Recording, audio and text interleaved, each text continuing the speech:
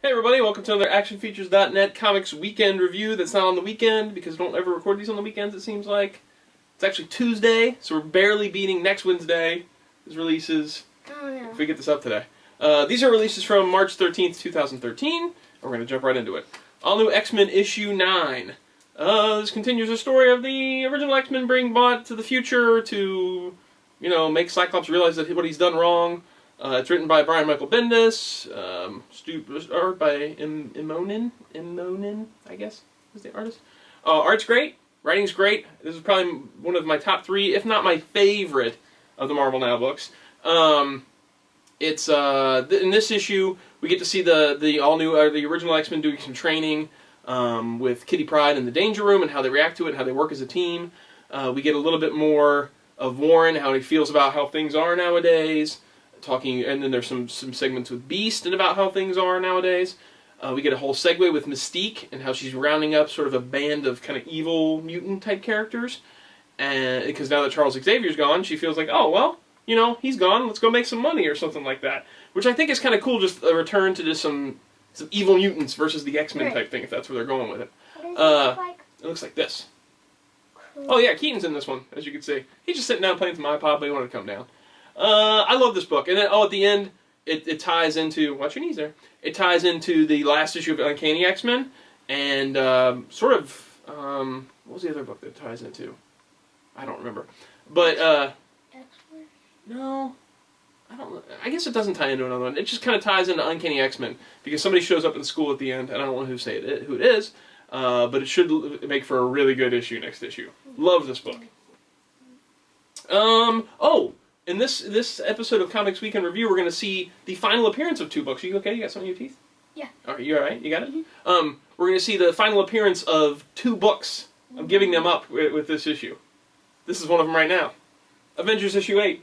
This is my final time I'm buying this. This book is terrible. I hate this book. I ended it at issue 3.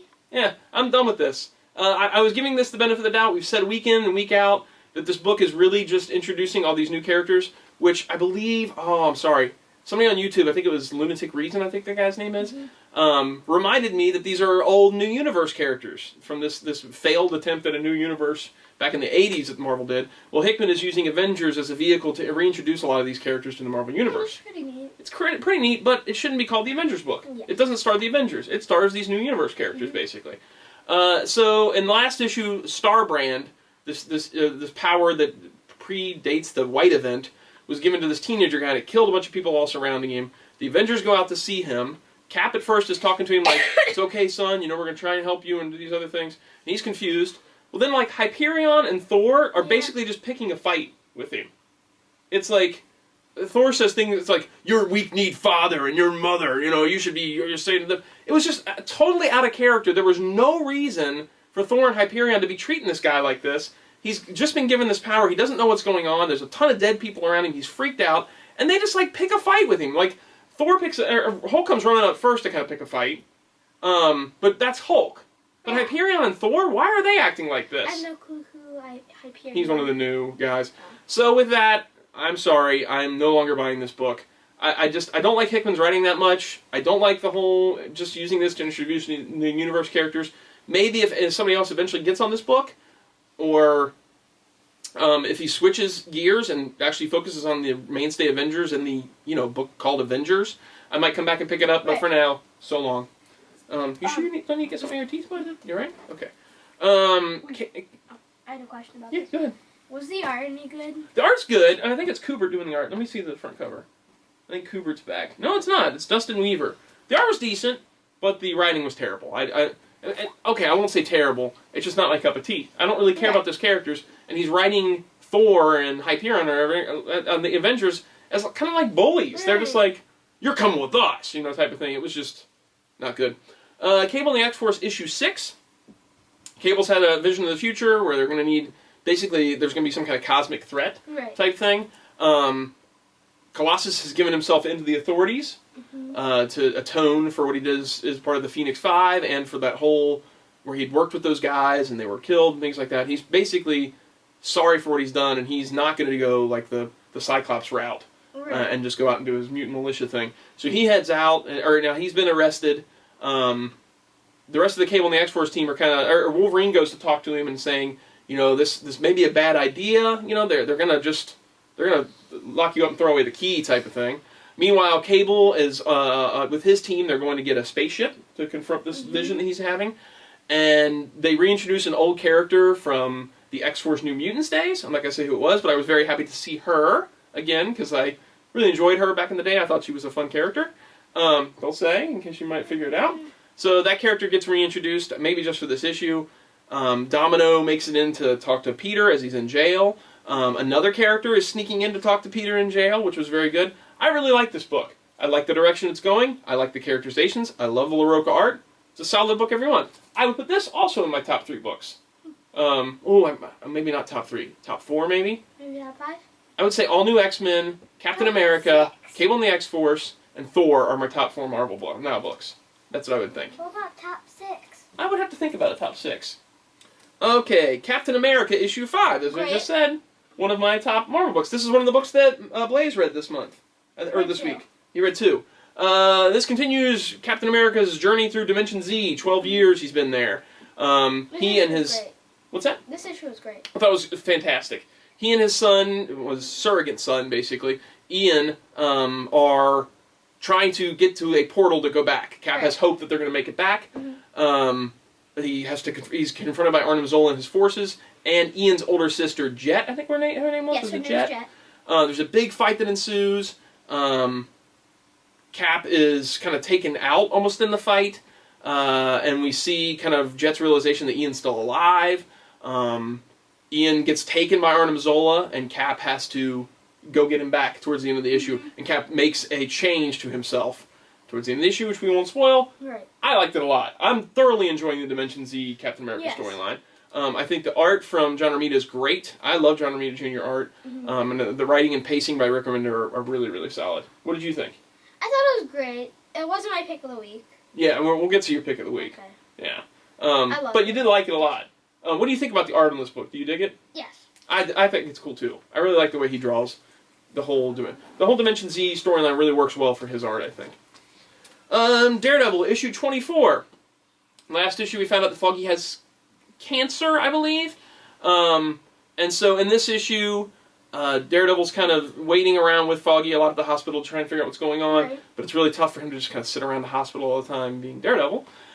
So he also has to go out and confront, you do his usual Daredevil stuff, and then he goes back to the office to kind of keep things straight, and the mysterious character that's been sending out stuff to hurt Daredevil sends out these weird, like, hypersensed dogs that Matt Murdock has to fight and get rid of. Cool. Yeah, and so you're still seeing this trail of things, of this character behind the scenes, this main villain, that is going after Daredevil. And at the end, we get a character that shows up that supposedly knows who it is and is going to help Daredevil. Not a lot happened in this issue, but it was good. I mean, good writing, good art, but not a whole lot of major happenings. Has Elektra ever appeared in this book? In the current run, I don't think so. I don't know, though. Maybe. I only read the last few issues.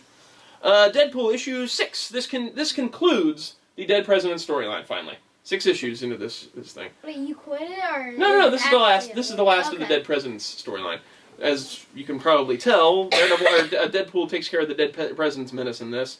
There's a long battle between him and George Washington, and kind of him standing up as a hero.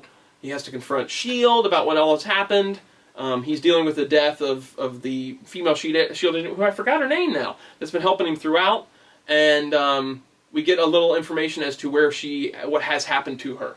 Maybe she's not dead after all.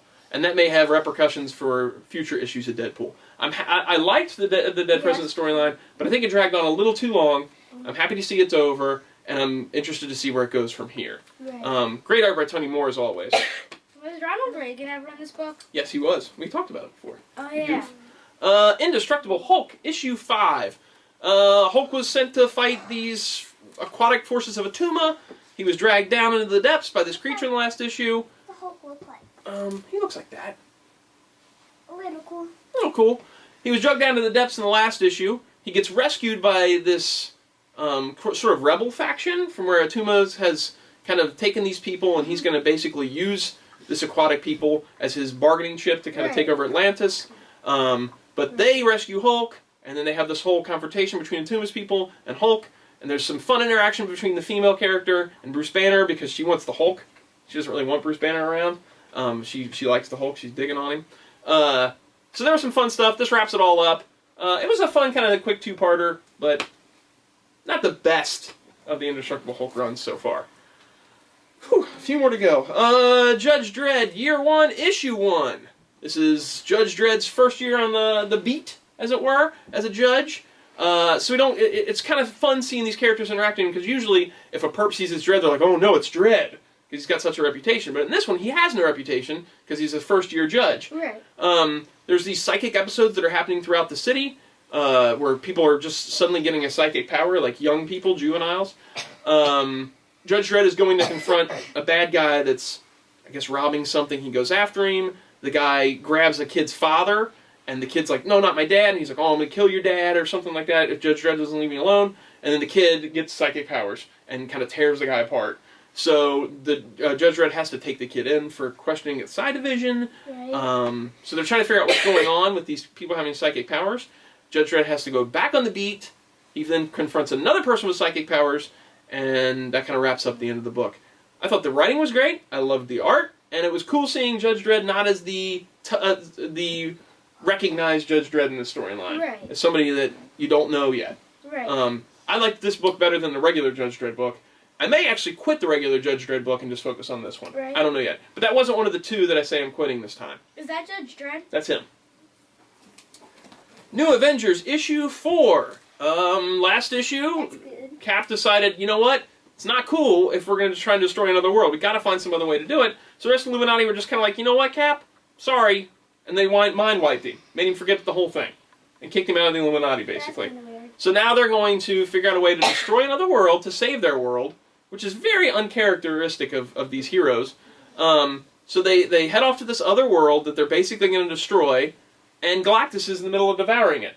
And so then they start thinking of how they're going to stop Galactus from devouring it, I think. So they can destroy it? It's kind of weird. That's what I'm saying. Anyway. It's getting destroyed anyway. So it's like, wait a second, you decide you're going to destroy the world, but then you're going to go over and try and save the world from Galactus. It was very confusing. Actually, you know what? I'm going to go ahead and say 3 books I'm dropping this week. I'm going to drop this one too. You are? Because I do not like Jonathan Hickman's writing. The more I thought about the conclusion of the last issue, the more I disliked it. I love that Cap took a stand, but the fact that the rest of the heroes were so quick to just say, you know what? We did everything we could. We tried the Infinity Gauntlet. Let's destroy a world. I did not like that at all. That's the point of these guys being heroes, is that they would never stop trying. You know, they would never give up the fight of trying to figure out a way to save that world. Mm-hmm. So that's it. No more New Avengers Who either. are the heroes in this book? Black Panther, Doctor Strange, Iron Man. Well, basically no heroes, if you want to be honest about it, because he's writing like they aren't heroes. Reed Richards. I don't even remember what I said now. Oh, The Beast. All these very smart heroes are trying to destroy a world. Basically, yeah. I don't think I like Jonathan Hickman's writing. Maybe it's for you, but it's not for me. Oh, there's 2 more comics. There's 4 more, including this one. Nova, issue 2. This is the other one that Blaze read. In the last issue, I have it. you have it too, yeah. Oh, I love yours. Nova, the Nova in this storyline, Sam's dad, who was a Nova, has disappeared from the shed. The shed he found the shed kind of blown up or whatever. He went off on a skateboard, got hurt. When he wakes up in the hospital, he's being confronted by Rocket Raccoon, and I can't remember the other lady's name. That green. The green lady, and I've totally forgotten her name. Guardian of the Galaxy. Did they mention it? I think they did. Gamora, duh. So Gamora and Rocket Raccoon are there, and they want to talk to him about his dad. Right. And he doesn't want to talk. You know, he's freaked out. So then he goes running out and saying, "Oh, there's a rocket and a green lady, and or a raccoon and a green lady." And so he tells the doctors what's going on, and they're like, "Oh, your head's just really hurting. You're having visions." So he eventually comes to, and he takes the helmet, which is under his bed, puts the helmet on, and he now has the power of Nova. It's so cool. It's so cool when he's getting the powers. It's written really well as kind of a teenager getting these powers and exploring them and seeing what's going on with them. I'm interested to see how the Guardians of the Galaxy are going to tie into it. Great art by Ed McGuinness. I think he's perfect for this book. I thoroughly enjoyed it, and as Blaze is... I loved it. Pick of the week, right? Yes. I loved it. You loved it too. Yeah, we all loved this Sam Nova book. was the one from Ultimate Spider-Man. You got it. He's the one from the Ultimate Spider-Man cartoon. I think it's kind of neat how they're doing that. Yeah, how they're putting him in regular continuity now. I agree. I think it is neat. Now there's three Yes, more. yep, exactly. To go. Now there's 3 more. There's 3 more to go. Savage Wolverine issue 3. This continues Frank Cho's Savage Wolverine storyline, where Wolverine is in the Savage Land with Shayna the She-Devil. They're heading towards this mountain to destroy it because they're hopeful that'll help them get off the island. Meanwhile, that other guy has showed up in the same way, and I forgot his name. I'm having some trouble with names today. Cho. Amadeus Cho, is that his name? I think, maybe? Let me see. Was this the other book that you're going to drop? No, it is not. I actually enjoy this book. Amadeus Cho, yeah, I was right. With his computer intelligence, Calvin, he is being treated as if he's like a god to these Savage Land people. So he's talking to them and finding out the history of this mountain, and basically there's a creature that's imprisoned on it, and so it's almost like if Wolverine and Wolverine and Shayna make it there to free him and blow it up, they might be freeing this crazy entity. So Amadeus is going to meet with Wolverine and them to, I guess, try and stop him from doing this. There's a good battle between Wolverine and Shayna with these savages. One of them has claws, and Wolverine they're kind of like a kindred spirit, and then Shayna makes a boo-boo, and it causes the whole fight, which is really good. Frank Cho's art is great. I'm enjoying this book, and I will stick with it. The art alone is worth buying, but it's a good, solid read. Can I guess something that happened? What's that? The computer intelligence Calvin released a tiger in the book. No, there is no Calvin and Hobbes. Nice try, though. Star Trek Countdown to Darkness number 3. Kirk and Spock are marooned on this crazy planet where Captain Robert April, who was an old captain of the Enterprise on the animated series, has kind of violated the Prime Directive and is helping these alien race against another alien race. We find out that the other ones are being supplied by another alien race. So Sulu and one of the security guys are captured. Spock has gone off on his own to try and save them. Right. He does manage to save them with Kirk's help. They all make it back to the Enterprise. And then Robert April, along with Mud, who's like this, I guess she's Bajoran, and they're, I guess, alluding to her being Harry Mudd's daughter, perhaps? I don't know. They stage, or set into motion a plan, I guess, they've had since the beginning when it comes to the Enterprise. And this is all going to be leading into the Into Darkness movie somehow, but I don't know how yet. I'm kind of still scratching my head how this is going to lead into that. But this has been the best issue of the series so far, I think. A lot happened in this issue. It was a good read. Really good art by Messina. I enjoyed this one. I have the first issue, I just haven't read it yet. Yeah, I'll let you borrow my other 2 if you want. And our final book of the week Spider-Man is the other one I'm giving up. Superior Spider-Man issue 6. I'm done. I can't do it anymore. I hate Doc Ock Spider-Man. I don't enjoy this book. And now Humberto Ramos is back on art. No offense to Humberto Ramos, his art just isn't for me. So when he came back on the book, the one still thing that I was sort of okay with on the book went away, the art. I don't like Humberto Ramos art. In this issue, I can't remember their names. I think it's Prank and Jokester or something like that. I'll have to look it up. There are these 2 characters that play pranks, and they do videos of them, and then post them online. Yeah, so they do these video. You've been jested. Let's see. Screwball and Jester are their names. They play a prank on J. Jonah Jameson. They slap a pie in his face, and they post the video online. And their whole plan is when they put the video up and it gets shared, they get access to people's accounts. Meanwhile, Peter goes and meets up with that tutor girl that he met with, or the tutor lady that he met with before. She gets made fun of because she's a little person, and so he gets mad at the guys that make fun of her, and he's meeting up with an old professor, and he's very haughty. There's a whole sequence with the Avengers where they're talking about he's gone over the edge, Spider-Man has gone over the edge. Was the Avenger part cool? It wasn't, because Wolverine is like, no, we gotta give him the benefit of the doubt. He's gone through a lot of stuff. But yet, in Avenging Spider-Man, he just beat the crap out of Wolverine to the point where he almost died. Yeah. Wouldn't he be one of the ones that's saying, yeah, there's definitely something wrong? And especially the way Wolverine is. Yeah! Wolverine forgiving? Come on now. Messed up. Yeah, come on. And we're still dealing with the repercussions of last issue where he basically, at least I think, he shot and killed Massacre. Which Spider-Man killed somebody. At least I think that's what happened. It's horrible. Yeah, and so then he catches up with Jokester and whatever. I forgot the name already. Jokester and Prank or whatever. I don't even know. Pratt. Who cares? So he catches up with them and just basically beats the crap out of them. Curveball. Screwball. Thanks, buddy. Yeah, you're right. Screwball and Jester. So I don't like this book. And now that Humberto Ramos is back on the book of the art, I'm out of here. Call me when Peter Parker's back as Spider-Man and I might start picking it up again. But so far, that means Superior Spider-Man, New Avengers, and Avengers have all made it to the chopping block out of the Marvel Now books. They're just not doing it for me anymore. But there are some really great solid books this past week. All New X-Men, Cable and the X-Force, Captain America, Nova, all enjoyable. Your pick was Nova. Yes. I think that my pick was probably All New X-Men. Mine I really too. enjoy that book. Yeah? You think so too? When I get it. You know, maybe when you get it, yeah. I have one thing to say about the Superior Spider-Man. Yeah? Wolverine said, "Let's shred him to pieces." Yeah, I don't get it. I don't get it, dude. Wolverine, forgive I mean, Wolverine's a little more, yeah, he's different than he was from what you know of, like, the movies and the cartoons and stuff like that. He is more forgiving now. And Wolverine in the X-Men. Yeah, Wolverine the Kind X-Men, of like too. the Wolverine from the A+X, where, like, the episode with him and Quentin Quire. Maybe, yeah, more like that. Because he runs a school now, and I guess he's more caring, but still, he would suspect there's something wrong with Spider-Man, too. Wolverine's not an idiot. Yeah. Spider-Man would never just come and just beat the crap out of him, you know? So, yeah, no more for me. So that's it for this week, and hopefully we'll actually get the next one on the weekend. Yeah. All right, so we'll see you guys next time. Bye.